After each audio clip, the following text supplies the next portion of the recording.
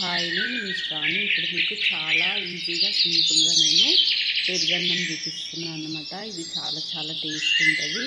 అయితే ఫస్ట్ మనం రోల్ని తీసుకుందాము. తర్వాత ఇందులో వెల్లుల్లి కొంచెం మనం రైస్కి తగ్గట్టు వేసుకోవాలి. కొంచెం జీలకర్ర, ఉప్పు, పసుపు, మిక్స్ పౌడర్ అన్నమాట. ఇప్పుడు మనము వెల్లుల్లి పొడి దంచుకుంటాం కదా, అట్లా దీన్ని పేస్ట్ చేసుకోవాలి.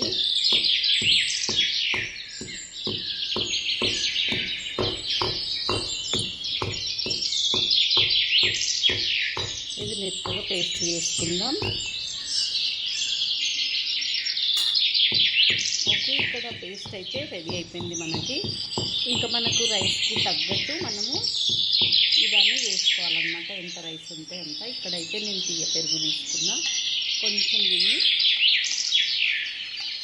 వాటర్ కూడా యాడ్ చేసుకోవాలి దీంట్లో. ఇప్పుడు ఈ పక్కన పెట్టేసుకొని పెరుగు తీసుకుందాం.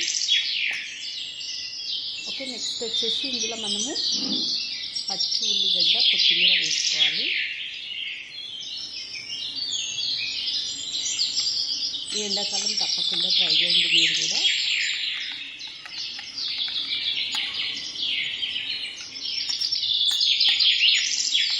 ఇప్పుడు ఇంకా మనము నూరుకున్న పేస్ట్ అనమాట, మనకి ఎంత సరిపోతుందో అంత వేసుకోవాలి. నేను ఇంకా తీసుకుంటున్నా, మీకు కారానికి సరిపడా మీరు వేసుకొని కలుపుకోవాలి.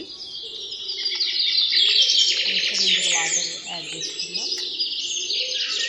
ఓకే, ఇప్పుడైతే కొన్ని వాటర్ అయితే పోసుకుంటున్నాను నేను. ఇప్పుడు దీన్ని మరీ గట్టిగా కాకుండా ఇట్లా కొంచెం ఇట్లా చేసుకోవాలన్నమాట. ఇప్పుడు మనము దీన్ని ఇట్లనే పోపు కూడా పెట్టచ్చు, కానీ నేనైతే ఇంట్లో ఇప్పుడు కొంచెం రైస్ని యాడ్ చేసుకుంటున్నా. మనకు సరిపడా రైస్ని వేసుకోవాలి పోపు పెట్టుకోవడానికి. ఇక్కడ అన్నం మెత్తగా చేసుకొని ఇక్కడ మనము రైస్ని దీనిలో కలుపుకోవాలి. మనకు ఎంత కావాలో అంత. ఇప్పుడు దీన్ని పోపు పెట్టేసుకున్నాము.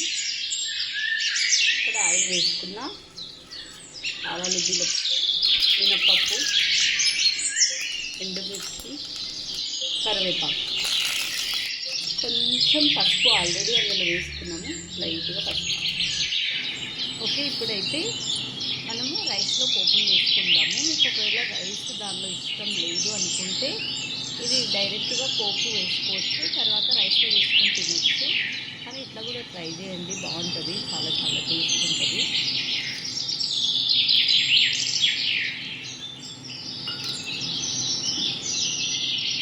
ఉప్పు చూసుకోవాలి మనకి సరిపోయిందా ఎట్లా అనేది. ఒకసారి కలుపుకుందాం రైస్ మొత్తాన్ని.